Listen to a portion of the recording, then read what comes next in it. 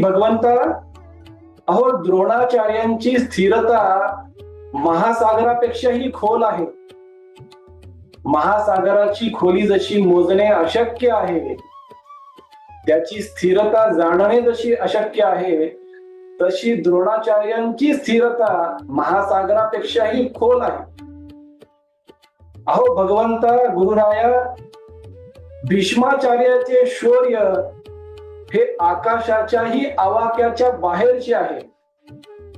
आकाशाचे अंत जसे गाठणे अशक्य आहे, त्याप्रमाणे भीष्माचार्याचे शौर्याचा अंत गाठणे देखील अशक्य आहे. भगवंता, कृपाचार्याची बुद्धी ही अनंत आणि अनादी आहे. भगवंता, कौरव सेनेमध्ये दुर्योधनाचा जो मित्र, परममित्र उभा आहे कर्ण,